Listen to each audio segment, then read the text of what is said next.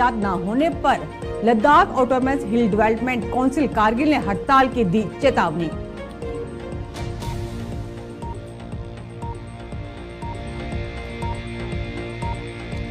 GDC दरास ने मनाया international biodiversity day.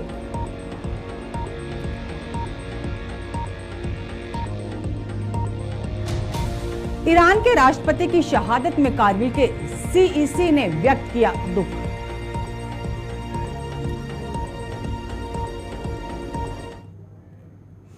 नमस्कार, लद्दाख के स्पेशल बुलेटिन में आप सबका स्वागत है। मैं हूं आपके साथ मनप्रीत कौर।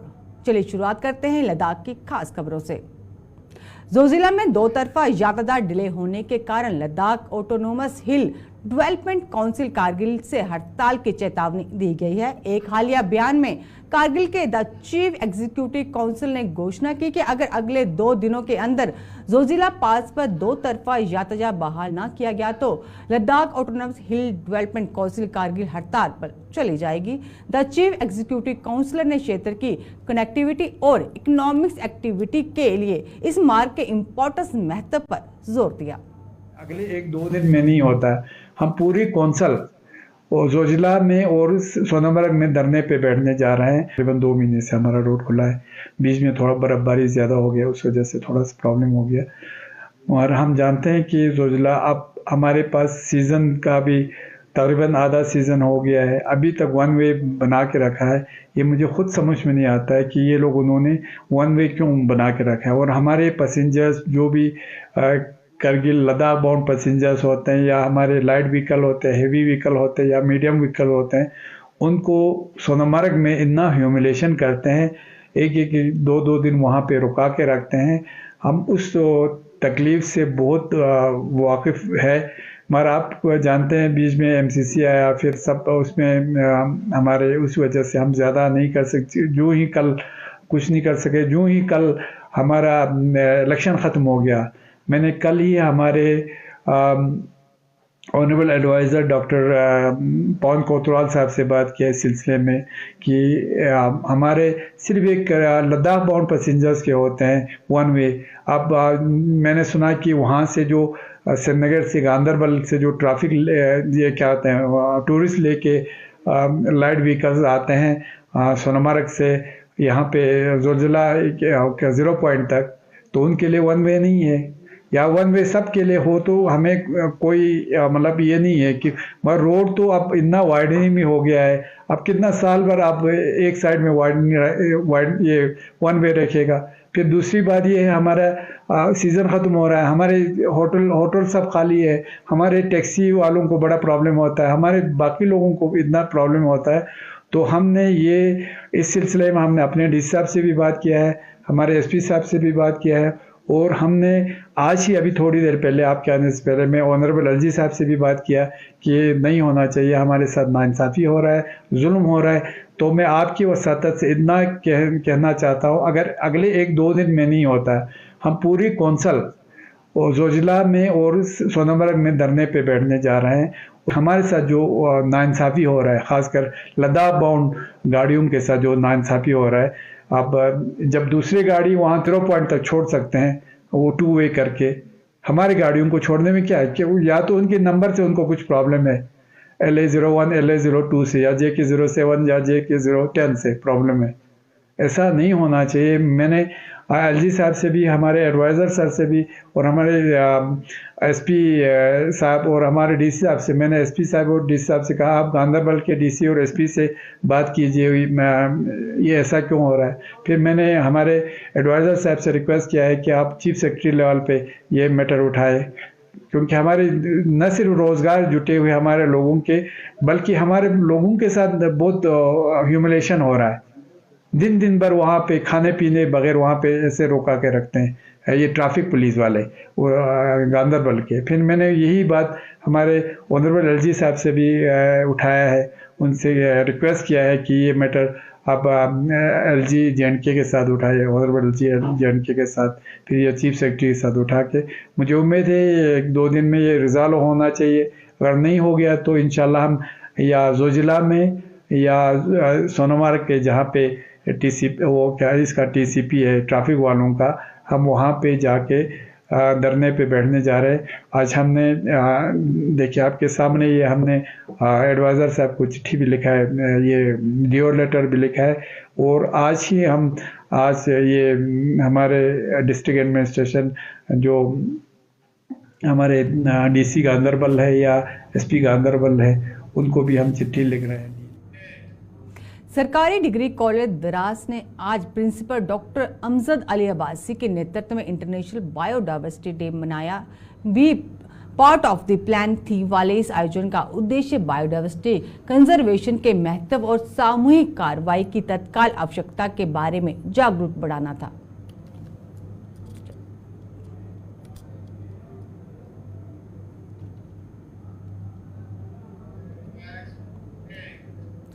कारगिल में से डॉक्टर मोहम्मद जाफर ने हेलीकॉप्टर क्रैश में ईरान के राष्ट्रपति, विदेश मंत्री और कई गणमान्य व्यक्तियों की दुख शहादत पर गहरा शोक प्रकट किया। डॉक्टर जाफर ने इस कठिन समय के दौरान ईरानी राष्ट्र के साथ दुख साझा करते हुए एकजुटता पर प्रकाश डालते हुए अपनी सहानुभूति और समर्थन व्यक्त किया है। उन्होंने सहानुभूति प्रकट करते हुए और क्या कुछ कहा, आइए वो भी देखते हैं। आप जानते हैं कि 19 तारीख की शाम को हमें ये दुख भरी खबर मिली कि प्रेसिडेंट ऑफ ईरान है डॉक्टर इब्राहिम रईसी, उनका वज़ीर ख़ारिजा, उनके साथ जितने भी लोग थे, इमाम जुमा भी थे तबरेज़ के, फिर गवर्नर भी थे।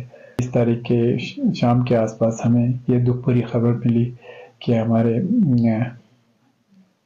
जो प्रेसिडेंट ऑफ ईरान थे आयतुल्ला इब्राहिम रईसी, आप जानते हैं कि वो ऐसे इस्लामी ममालिक ईरान के सदर के हिसाब से उन्होंने कितना अच्छा काम किया। तो उनके साथ जो उनके रफ़क़ा थे, हमारे वज़ीर ख़ारिजा, बाकी लोग थे, तो हमें बहुत दुख हुआ। उस दुख की घड़ी में एक तो सबसे पहले मैं इमाम ज़माना अज्जलल्लाहु ताला फ़रजा के ख़िदमत में और हमारे रहबर इनकलाब जनाब हज़रत आयतुल्ला ख़ुमैनी के ख़िदमत में और मिल्लत ईरान के ख़िदमत में और उनके जो गुज़र गए हैं उनके खानवादा की खिदमत में ताज़ियत और तस्लियत पेश करता हूँ। ये कि अल्लाह ताला उन सबको ये अजीम जो नुकसान हुआ है मिल्लत, न सिर्फ ये मिल्लत ईरान के लिए बल्कि आलम तशय्युअ के लिए ये एक बहुत बड़ा सान्या है। उस बड़ी घड़ी में सिर्फ हमारे करगिल के अवाम, जितने भी हमारे करगिल के अवाम हैं, उसके साथ साथ हिल कौंसिल, जो हमारे हिल डेवलपमेंट काउंसिल करगिल है, हम सब उस दुख की बड़ी घड़ी में हम शामिल हैं। और हम साथ साथ गवर्नमेंट ऑफ इंडिया का भी बहुत शुक्रिया अदा करते हैं कि उन्होंने एक दिन का शोक रखा कल, उसमें हमारे कौमी झंडा सरनगून रहे। तो उसके लिए गवर्नमेंट ऑफ इंडिया, हमारे प्राइम मिनिस्टर, सबका मैं बहुत हिल काउंसिल के चेयरमैन की हैसियत से मैं उनका भी शुक्रिया अदा करता हूँ। और बाकी जितने भी लोगों ने कल से लेकर, आप सब जानते हैं, जगह जगह मातमी जुलूस निकाल रहे हैं, जहाँ जगह जगह फातिहा ख्वानी हो रहे हैं। हमारे बस में कुछ नहीं, हम जानते हैं कि दुनिया फानी है, हम सब ने जाना है। हमारी ये जो वाक़या हुआ है, वाक़ईन हम सब के लिए बहुत। और एनसी कैंडिडेट्स और कर्मचारियों के साथ बातचीत के लिए लेह में ब्रुक पद्मा कार्पो स्कूल का दौरा किया। ये क्षेत्र में युवाओं के बीच नेतृत्व और अनुशासन को बढ़ावा देने की प्रतिबद्धता को दर्शाता है।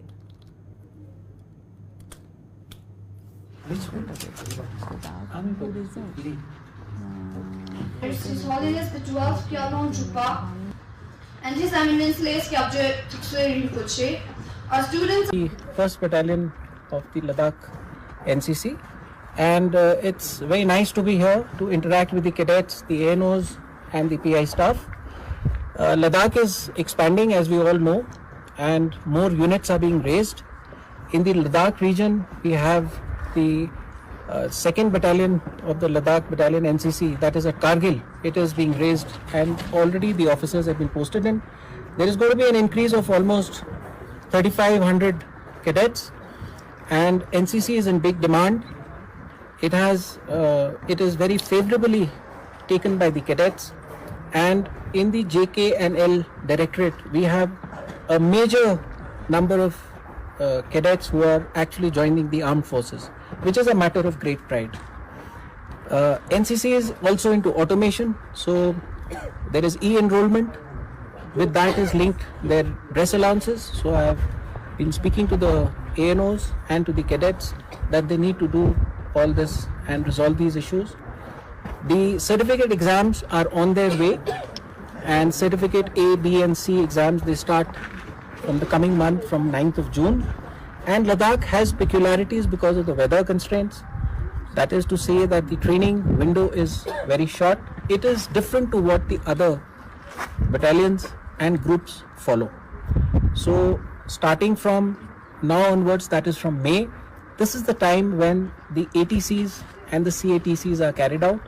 The first camp of this training year commences from tomorrow, and it is at Kargil.